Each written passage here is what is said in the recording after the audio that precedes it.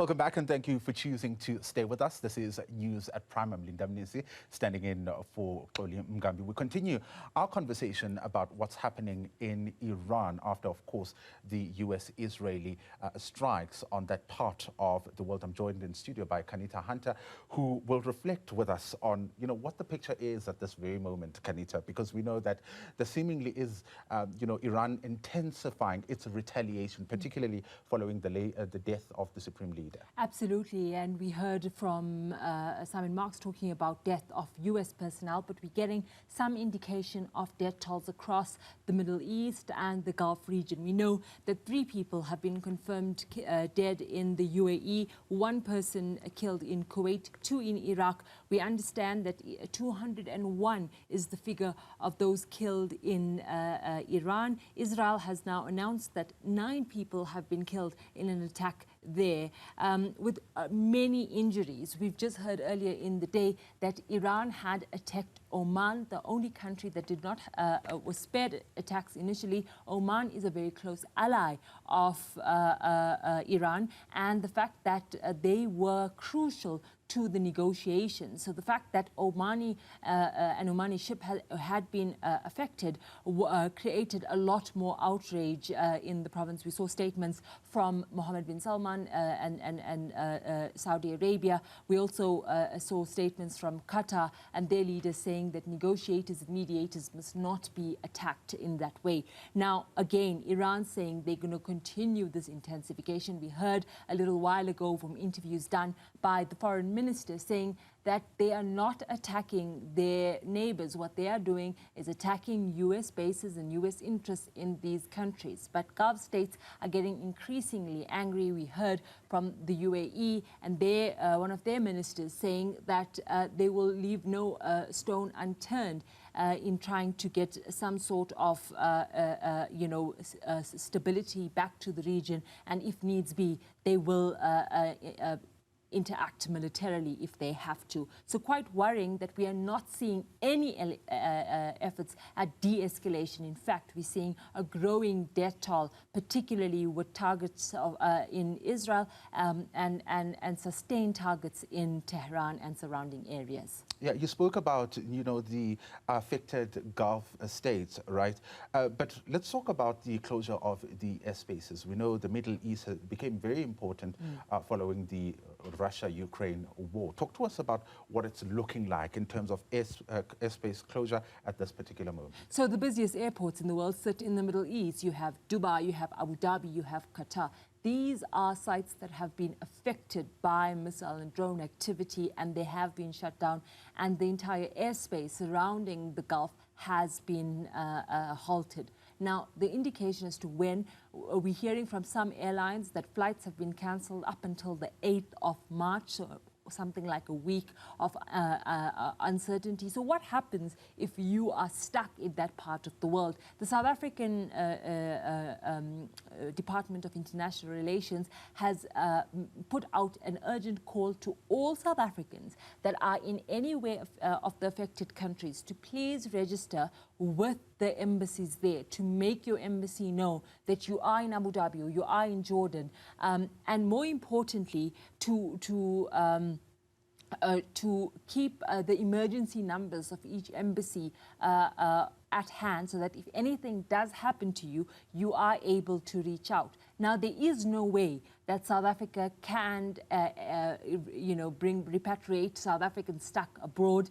The airspaces are just closed, and this situation is not unique for South Africa. It's facing all countries across the world, given what an important transport loop it is. So again, make sure you register with the embassy. These details are on social media, and save the number, the emergency number of the embassies. So in case of emergency, you are able to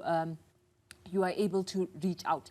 Now, when it comes to transport hubs, Linda, an important conversation now, especially tonight ahead of markets opening on Monday morning, is what is happening in the Strait of Hormuz, this very important shipping corridor, a very narrow part of the Gulf, which is important for oil and gas transportation. we had seen that the Strait of Hormuz has essentially come to a halt, and a prolonged shutdown is what analysts are call could bring about a doomsday-like scenario for global oil markets. Now, many companies, shipping companies, are already suspending shipments through the Strait of Hormuz.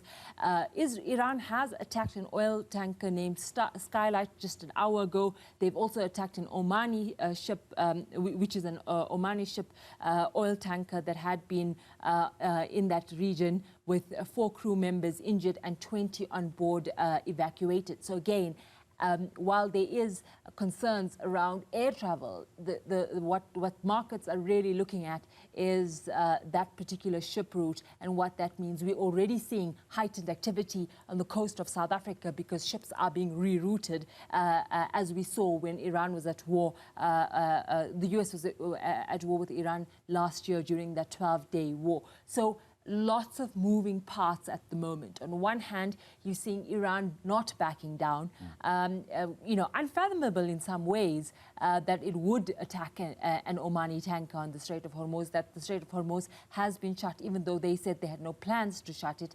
Iran persisting in their attacks. Israel continuing despite thousands and thousands of people being out in the streets of Iran and across the diaspora mourning the death of Ayatollah Ali Khamenei. As we know, Linda, he was more than just a spiritual leader.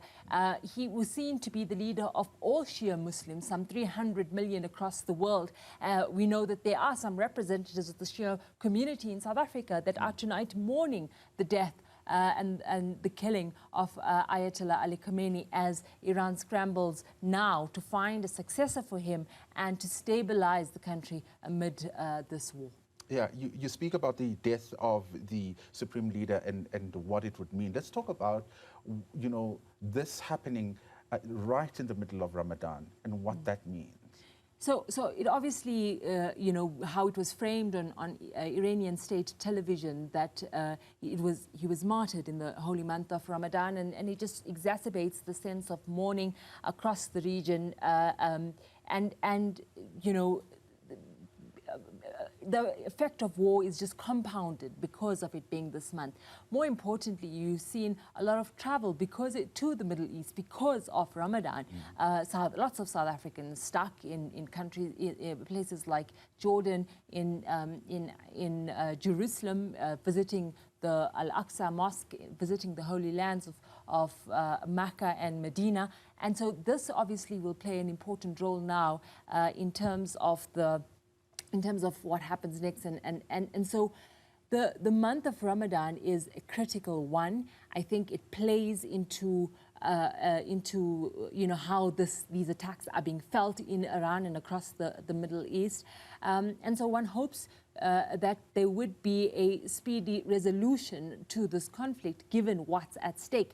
But again, you are not seeing any talk of retreat from the Iranians, and you're definitely not seeing it from Donald Trump and from the Israelis. And so the question is, who will listen to the United Nations Security Council and the United Nations Secretary General, who called for a ceasefire? It's 2 days, the devastation, like I said, the death tolls are only climbing hour by hour. The Middle East, these countries in the Gulf, Linda, like Dubai, the UAE and its economic hub Dubai, Qatar and its economic hub Doha. These are centers of tourism. These are centers of economic hub, and known for their safety, and their offering to the world is that they are these safe havens in what is often known as a conflict-ridden Middle East. And yet now they're seeing missiles, some 500 drone attacks on Dubai alone that they had to repel in the last 24 hours. And so, hour by hour, we're watching, we're monitoring, and we're seeing these explosions as they're trying to shoot down these Iranian missiles that Iran says is not meant at these countries, and they're actually meant at US interests across the Gulf region. Yeah, you also touched on, whether or not they'll be listening to the UN Security Council. And this happens at a time when the world is watching, right? And one wonders then what world leaders are making of this critical moment. Well, on one hand, you will have those who have chastised the US and Israel for violating international law. And we've seen as much in the late night sitting of the UN Security Council, saying that that war is not the solution. But on the other hand, you see the allies of the United States, the UK, Australia, for example, celebrating the death of Khamenei, vilifying him as this evil man that sought to, sort of obliterate the US and its allies across the world. Let's recall, Ayatollah Ali Khamenei has been in this position as supreme leader for more than 35 years. He has been dubbed an enemy of the West for a very long time and has on numerous times called for death to the US and death to Israel, particularly more, in the last few years when Israel's war with Gaza had intensified and gone to the levels that we had seen. And so this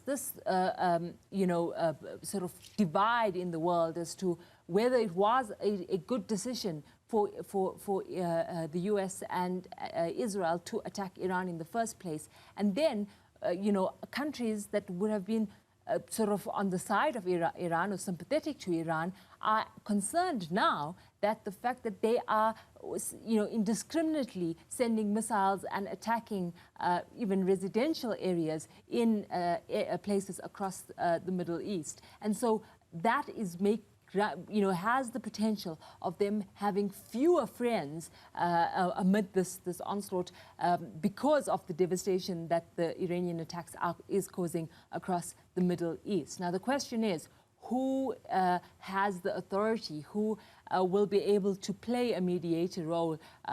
Oman surely cannot play that now, given the fact that they too have come under attack. So who will, call for cool heads and bring about just a de-escalation and later on a ceasefire? Again, US President Donald Trump showing no indication of any retreat as the US and Israel continue their military offensive on Iran. Qaanitah Hunter, thank you very much for helping us make sense and understand of what is happening in that part of the world. That Newzroom Afrika's Qaanitah Hunter really, delving deep into this conversation and what it means at this particular point. But